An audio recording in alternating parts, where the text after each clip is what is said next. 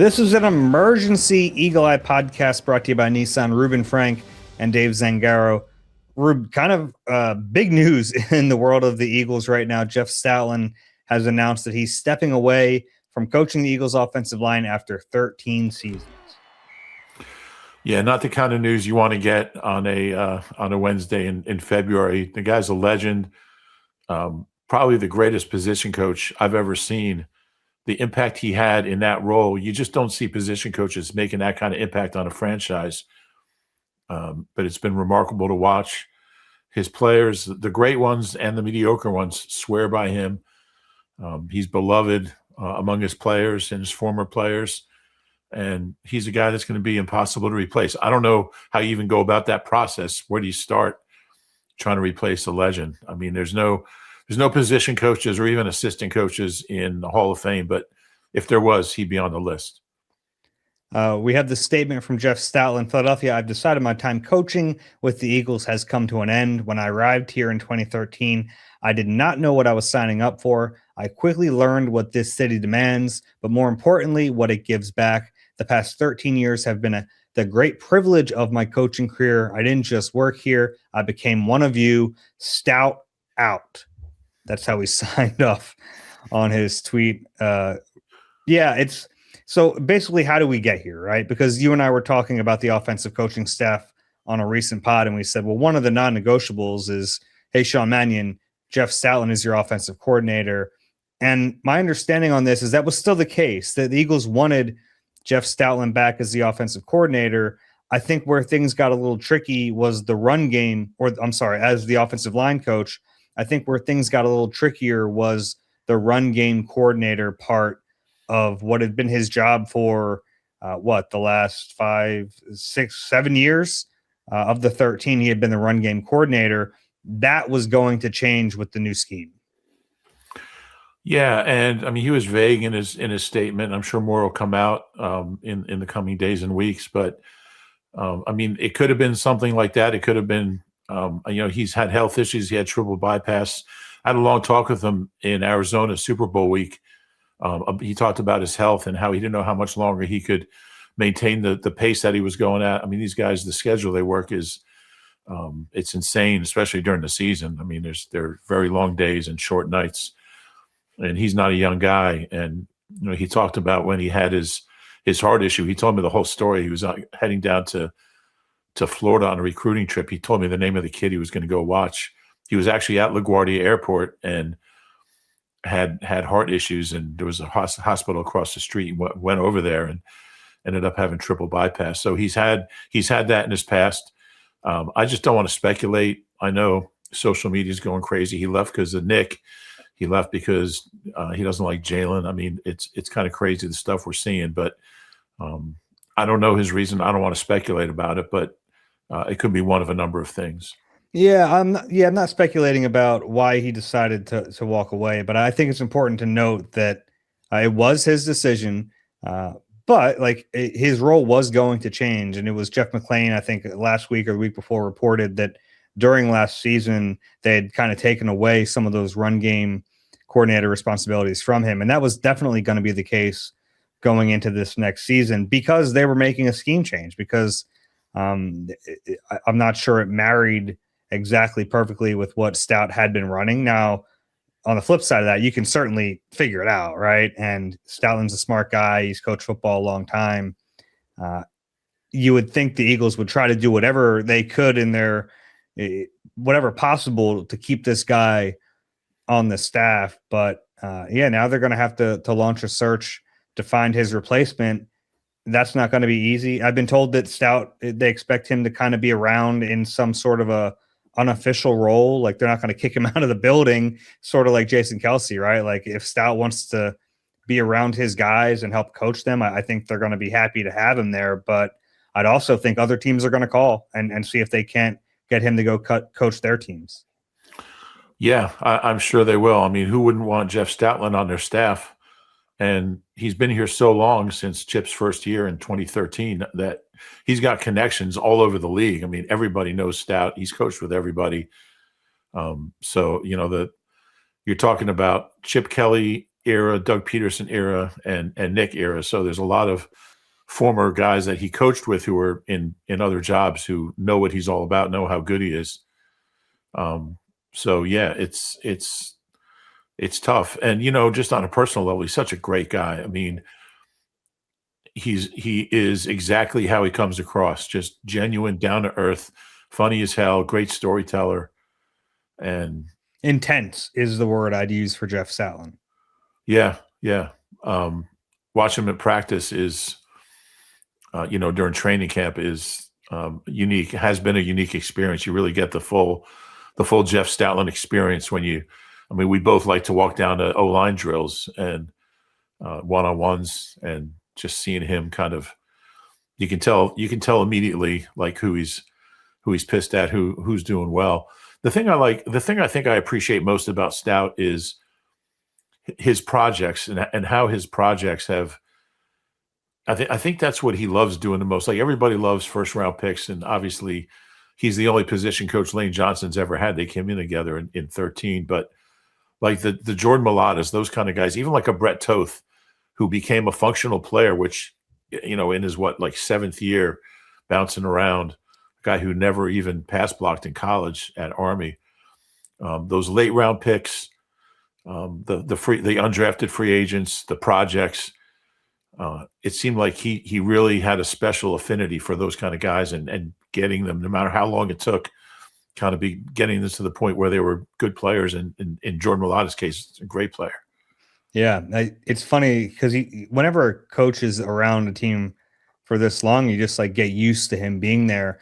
It was really funny during the season. I was talking to Miles Hinton, who was really on IR all year, and he brought up a phrase that Stout used with him: sea barnacles. And I think we talked about it a few months ago, like, don't grow sea barnacles when you're not playing. And it clicked in my brain. And I was like, sea barnacles, why do I know that? Oh, that's what he used to tell Jordan Mailata the first couple of years of his career. So I go back to the back corner of the locker room and say, hey, Jordan, sea barnacles. He just looks up in shock. It's like, yeah, you get to learn the guy's phrases. Like, hungry dogs run faster has kind of been the Eagles' one of their biggest sayings over the last decade. That's a Jeff Stoutland. Yeah. Yeah. I mean, the impact he made in that role, you just don't see position coaches do that.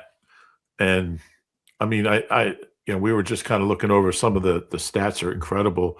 From 1956 through 2012, that's the 57 years before he got here, the Eagles offensive linemen made a total of 22 Pro Bowls in 57 years. In his 13 years, they made 27. So more, and that's the most in the league. He's had 10 different offensive linemen start at least 25 games since he got here. 7 of those 10 made at least one Pro Bowl. Evan Mathis, Jason Peters, Kelsey, Lane, Brandon Brooks, Landon, and Cam Jurgens. And the others are Jordan Mailata, who could make one. He's as good enough to make one. Alan Barber and Isaac Seumalo, who made one with the Steelers. So, I mean, if you play for Stout, you're going to get better, and you're going to be really good. I mean, it's just, we've seen a couple failures, one notable one, but I mean, considering the number of players he's had and have come through here, I mean, even a guy like Coyote Awashika. Thank you. Like, he was an undrafted guy. He was here as an undrafted rookie, and goes out and becomes a starter. And you know how much he appreciates getting started in the league under Stout. Yeah. And you mentioned the projects. I mean, he turned guys like Nate Herbig and Sewell Opeta into viable backup options. Jack Driscoll, who was a 4th rounder, but guys like that were in the league because of him. Big V was a 5th round pick. All these guys, he helped them maximize for sure. Yeah. I mean, Kelsey, the obvious one, he was in Brandon Brooks. Those guys weren't going to Pro Bowls before they played for Stout. Yeah, that's when I felt obviously Lane only played for Stout, but guys like Evan Kelsey Mathis and Brooks and Evan Mathis had never reached those levels before they played for him. And I think that's kind of special. Yeah. Yeah. I mean, Kelsey was, what year did he come in? 11. In 11, right? So he only had 2 years before Stout, but he wasn't considered a great player. He wasn't going to the Pro Bowl. Brendan Brooks played his whole 4-year rookie deal in Houston, and he had a good coach early on. He had John Benton, who's still around the league, playing at a high level or coaching at a high level, but Brooks didn't get to his peak until he played for Stout. Yeah, he's one of a kind, and you're not going to replace him. You're not going to find somebody who could do what he did and who can have the impact on people and on the team. So you're just going to have to try to find the next best thing. Yeah, and my understanding was his contract was not up, so I don't know what that means going forward. I believe he had 1 year left on his deal, so if he ends up wanting to coach somewhere, I would think the Eagles let him out of that deal. But you never know. Like, it could take compensation at some point if he wants to go coach. We're getting ahead of ourselves, but it wasn't like his deal was up and both sides were like, "Hey, let's split." This was a little more abrupt than that. Yeah, maybe they can trade him for Jim Schwartz to the Browns. You have a coach for coach trade. It's not bad. I just love listening to him talk, and we don't get many opportunities to have long conversations with him. You would say hi when he was coming in from practice, and we were waiting to go in the locker room. But the Super Bowl was the opportunity, and I always made the most of it when we had those opportunities to talk with him and just sit and just hearing him tell stories. I mean, I don't know if people realize he was at Syracuse with Donovan, and I asked him about that at one of the Super Bowls, and he went in this long story about what Donovan was like back then, and he really thought the world of him. And he said until now he's had a picture of Donovan on his desk, signed photo of Donovan in his Syracuse uniform, which he said he always kept on his desk, which I think is really cool. It's kind of like two different eras of Eagles football coming together there. Yeah. No, so I like that. I remember you telling me that at some point. It's a cool story. I think what people might not realize is that Stout basically had a full career as a coach at the collegiate level. His first NFL job was with the Eagles in 2013 when Chip Kelly brought him from Alabama. He had spent a couple years at Alabama, but like he was a college coach. And so many times, a coach will come from college and it just doesn't work in the NFL, and that's just it. But like for him to come to the league and somehow have more success at this level is pretty unique, honestly. Like it's not a career path that's normal, right? Like you don't see that a ton, but I think he always wanted in the back of his mind, it was that challenge of going to the NFL and proving that what he did in college would translate. He bet on himself, and 13 years later, like he's one of the greatest of all time. Yeah. Yeah, absolutely. I there's not a lot from the Chip Kelly era to celebrate, but that's one of them. That's the biggest one. And I don't know how, he wasn't the GM until 15, but Lane was one of his draft picks. Zach Ertz was one of his draft picks. So there was a couple. Nelly was his. Nelly had a big Super Bowl, so there's that. So, but the best thing Chip Kelly ever did for this franchise was hiring Stout. Yeah, I'd assume at one point he will be in the Eagles Hall of Fame. I don't think it should take that long. But yeah, like position coaches don't go into the Pro Football Hall of Fame. It just doesn't happen. It's too hard. You can't get Bill Belichick in the Pro Football Hall of Fame. So that's probably off the table. But like the resume to me is like worthy of that type of honor. I wish there was some sort of like assistant coach's wing or something. I wish they could do something like that for a guy like Jim Johnson, to have some way of recognizing the best guys to ever do it. And they'd be the first two names that would come to mind, from the Eagles as far as position coaches or assistant coaches. And they've had a few good ones in different roles, but those are the two that there just should be something in Canton. And it's a big building, and there should be a room just devoted to the great assistant coaches the game has seen. Yeah, I agree with that. And it's kind of crazy, like the lineage of offensive line coaches, because Juan Castillo was a really good offensive line coach for a lot of years. And then when he became defensive coordinator, which is still a weird sentence all these years later, when he became the defensive coordinator, they brought in Howard Mudd for 2 years, they went from Juan Castillo to Howard Mudd to Jeff Stoutland. Yeah. Like, that's incredible. And I think people still kind of devalue Juan's, his meaning to the franchise because of the DC thing, the 2 years he was DC, or the 1 year and 12 games. But he was a hell of an O-line coach. And I mean, before Stout, like he was great. I mean, you think about Runyon and Trey Thomas and the guys that he coached. And Howard Mudd was a legend himself. I mean, he was on the all-decade team. I forget which decade, but like he was a great player in the 50s, league. maybe? Probably, yeah. And I've told the story about how he got drafted. He played so long ago. He got drafted. He didn't know it for 3 days.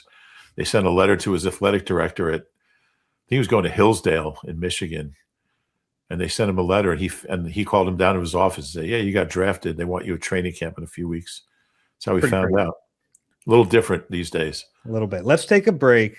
There's some other loose ends with the Stout departure that I want to hit with you on the other side. You deserve a car that thrills you, a car that puts goosebumps on your goosebumps. At Nissan, we've got everything from turbocharged SUVs to 100% electric vehicles that'll make your heart beat faster. Experience the thrill for yourself and shop your local Nissan store and nissanusa.com today. Escape the cold and catch the Phillies in Clearwater with NBC Sports Philadelphia and Philly Sports Trips. We're teaming up to bring fans the most unforgettable Philly spring training experience yet. The trip includes Phillies game tickets, beachfront accommodations, round-trip travel, all-inclusive tailgates, and more, plus appearances from Larry Boa, Charlie Manuel, and NBC Sports Philadelphia's own Ben Davis. Book your trip today at phillysportstrips.com. All right, back on this emergency Eagle Eye podcast brought to you by Nissan. Rube, I waited until after this break to speculate a little bit because one of the first things I thought of was, and we mentioned that Lane Johnson has only played for one offensive line coach in his career.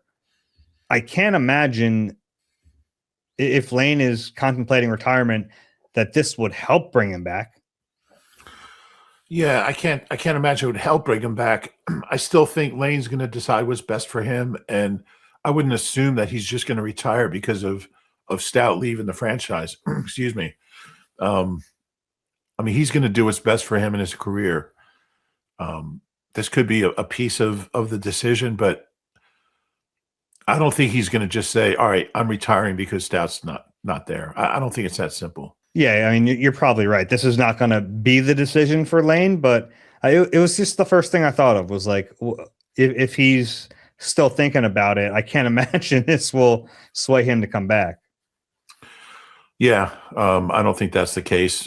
Maybe it's going to be a matter of who replaces him, but I think if Lane wants to play, he's going to play, and I don't think he's going to just hang him up after 13 years because Stout's not here anymore. I think that's not giving Lane enough credit. He's going to make this decision based on what's best for him as far as his career and his health. Yeah. So now, we're talking about a 33-year-old offensive coordinator, 2 years in, and it's funny. I was talking to people around the league, and they were like, "Yeah, he's going to come in. The Stout's there at least. Like, you have that. You can't rely on that now." So it's like this staff could look. I mean, they could have a completely different offensive staff. Yeah, there's a chance. I mean, I still think a guy like Jason Michael would be really valuable. He's been around a long time. I think he's pretty, but I don't know. I mean, Sean Mannion might have his own tight ends coach in mind. So yeah, it's possible. And, you think about the possible changes on this offense or in the offensive side of the team. You're talking about a new offensive coordinator, probably a new quarterbacks coach, or definitely a new quarterbacks coach. I don't know if AJ is going to be here. I don't know if Goddard's going to be here. We don't know if Lane's going to be here, and Stoutland's not going to be here. So that's a lot. That's a lot for one offense to absorb. And on the flip side of it, the offense wasn't good anyway. In 20, so maybe they needed all this. You're taking away from this offense. You're like, well, yeah, but look at the offense in 2025 anyway. Yeah, I don't think it was Lane's fault. I mean, Lane was hurt, and he was playing great before he got hurt. But I know what you're saying. I'm being a little bit of a smart aleck. Yeah, that's usually my job. But yeah, it's potentially some very, very serious and significant changes on offense. We don't know. I mean, and some of them are going to be good changes. I mean, certainly, I think everyone would agree Sean Mannion's going to be an upgrade from Kevin Petullo. We don't know that, but kind of think there's a pretty good chance of that. So we'll see where they end up, but certainly this offense is going to have a very different look in 2026. Yeah, and with Stoutland, the thing I keep coming back to is like the role was going to be different, and like even if Stout was the offensive line coach, they'd probably still bring in someone to manage the run game, and I think that might have been tricky to do that. So I'm not saying like there's no way that it's a good thing Jeff Stoutland is not coaching the O-line, but it looks like Sean Mannion's going to have the power to kind of bring in his own staff, run everything the way he wants to run it. Now that could be good or bad, but at least it's on him. You know what I mean? At least like if you're going to take this swing with a 33-year-old offensive coordinator, you're going to try to maximize it. You would think at this point he's going to get to hire his own staff. And we can get into like, you know, what happens if he's really good and he leaves anyway. Then he brought in all these guys for him, and it's like you had this revolving door. I don't know how you fix that, but at least for the time being, to maximize him, it looks like he's going to hire all the coaches around him. Yeah, it does seem that way, and there's going to be a lot of pressure on whoever's doing the O-line. You know, you're following a legend, and if they give up 5 sacks in the opener, you know, that guy's going to be under the microscope. But you're right. I mean, it does look like he's going to have some autonomy and some, you know, some heft behind that decision. And I think that is good. I think you want, you know, I think if you're going to trust Sean Mannion with your offense, then you got to trust him with the staff as well. And it looks like they're going to do that. Yeah. It's a little daunting though. Like it's, even though we joked about the offense wasn't very good last year, there could be a lot of talented people to still replace. And Jeff Stoutland kind of catapults to the top of that list. Yeah, no question about it. Yeah. Do you have a favorite Stout memory?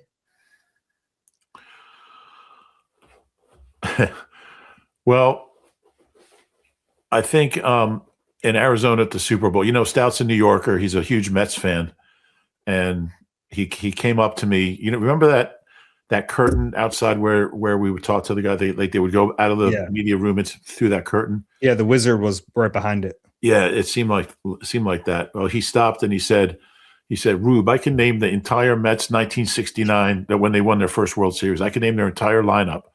And he goes through it and he's like, Ken Boswell in second, Wayne Garrett in third, Al Weiss was playing short, Don Clendenin at first, Kranepool against righties. And he goes through their whole outfield, Tommy Agee in center, Cleon Jones in left, Art Shamsky and Ron Swoboda in right, Jerry Grody was the catcher, and he runs through their rotation, Seaver, Kuzman, Don Cardwell, Jim McAndrew, whoever it was.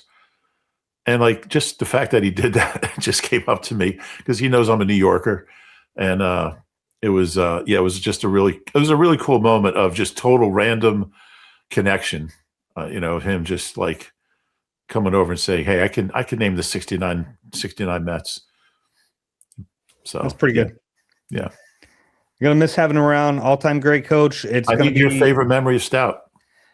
Yeah, I don't know if I was, as I was asking you, I was trying to think if I had a favorite one, and I'm not sure I do. I just enjoyed talking to him every time we got a chance to. Like intense. He was always so intense, always so passionate about offensive line play. Like I would love getting into the nitty gritty with him about like surfacing a combo block or something, like, because he would get so into it, and I would love to watch that.